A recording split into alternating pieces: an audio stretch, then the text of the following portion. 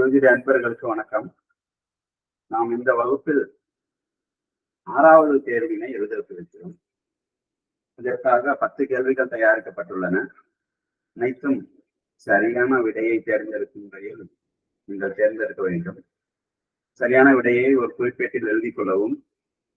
இதற்கான பதிலை வரும் வகுப்பில் நாம் ஆராய்வோம், விளக்கத்துடன் ஆராய்வோம். இப்போது தேர்வுக்குள் செல்லலாம். தேர்வு எண் 6. கேள்வி எண் 1. திரேகானத்திற்கும் கேந்திரத்திற்கும் பொதுப்படையான ஸ்தானம் எது? நாம் திரேகானத்திற்கு என்று சில ஸ்தானங்களை கற்றுக்கொண்டுள்ளோம். திரேகானத்திற்கும் என்றும் கேந்திரத்திற்கு என்று ஒரு சில ஸ்தானங்களை கற்றுக்கொண்டுள்ளோம். இதில் இரண்டிற்கும் பொதுப்படையான ஸ்தானம் எது?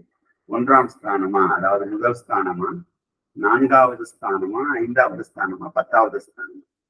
இது பொதுப்படையான ஸ்தானம் எது? கேள்வி எண் 2. மறுபிறவி பற்றி குறிப்பிடும் ஸ்தானம் எது? மறுபிறவி, அதாவது சென்ற பிறவி, இப்ப இருக்கிற பிறவி, மறுபிறவி. இதற்கு 3 இடங்கள் நாம் இதற்காக ஆராய்ந்தோம். இப்ப இருக்கிற பிறவி லக்னம்னு சொல்லிடுவோம். மறுபிறவி எது, முந்தைய பிறவி எது என்று தெரிஞ்சிச்சுன்னா இதற்கான பதிலை எளிமையாக எதிர்கொள்ளலாம். மறுபிறவியை பற்றி குறிப்பிடும் ஸ்தானம் 1ஆம் ஸ்தானமா, 4ஆம் ஸ்தானமா, 5ஆம் ஸ்தானமா, 10வது ஸ்தானம்? கேள்வி எண் 3. மகாவிஷ்ணு ஸ்தானங்கள் என அழைக்கப்படும் ஸ்தானங்கள் எது? மகாவிஷ்ணு ஸ்தானங்கள் என அழைக்கப்படும் ஸ்தானங்கள் கேந்திரமா, திரிகோணமா, மகா கேந்திரமா அல்லது பணபரமா? மகாவிஷ்ணு என்பது பணபரத்தை குறிக்குமா என்பது இதற்கான கேள்வி. சரியான பதிலை தேர்ந்தெடுக்கவும். கேள்வி எண் 4. முழுமையான மறைவு ஸ்தானம் என்பது எது? நாம் மறைவு ஸ்தானங்கள் பற்றி கற்றுக்கொண்டுள்ளோம். அதில் 3, 6, 8, 12வது ஸ்தானங்கள் மறைவு ஸ்தானங்கள் கற்றுக்கொண்டுள்ளோம். இதில் முழுமையான மறைவு ஸ்தானம் என்பது எது? அனைத்து மறைவு ஸ்தானம் தான். முழுமையான மறைவு ஸ்தானம் என்றால் அனைத்து கிரகங்களும் இந்த குறிப்பிட்ட ஸ்தானத்தில் மறைவு பெறும். அதனால் இவை முழுமையாக மறைவு ஸ்தானம், முழுமையான மறைவு ஸ்தானம் என்று கூறுகிறோம்.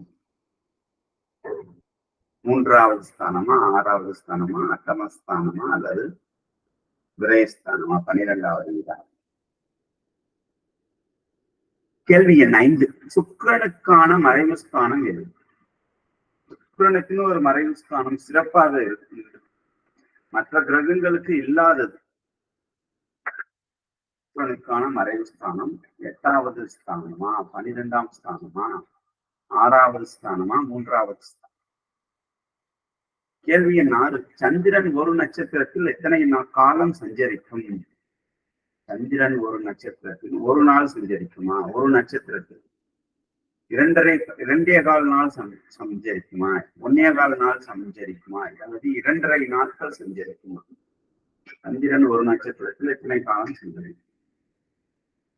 சந்தனம் எந்த தீப தூபத்திற்குரிய கிரகம்?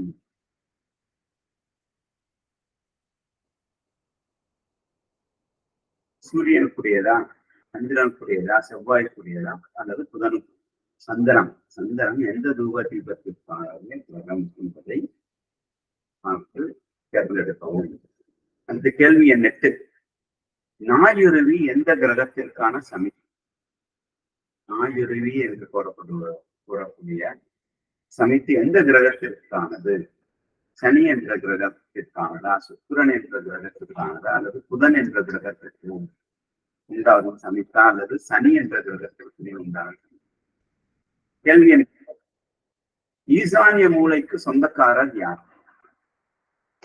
ஈசானிய மூலைக்கு சுக்கிரன், குரு, ராகு, சனி இந்த கிரகங்களில் ஈசானிய மூலைக்கு சொந்தக்காரர் யார்? கேள்வி எண் 10. விஷ்ணு எந்த கிரகத்திற்கான அதிதேவதை? குரு, புதன், சனி, ராகு இவற்றில் விஷ்ணு எந்த கிரகத்திற்கான அதிதேவதை?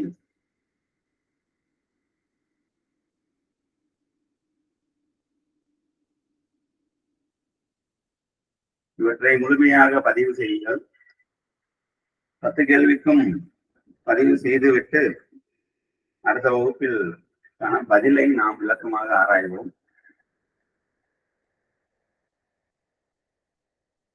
இந்த கேள்விகளில் ஏதேனும் சந்தேகம் இருந்தாலோ அல்லது கேள்வி சிலது தவறு என்று பட்டாலோ அல்லது ஒன்றுக்கு மேற்பட்ட சரியான விடைகள் இருப்பதாக தோன்றினாலோ நீங்கள் அதையும் முயற்சி.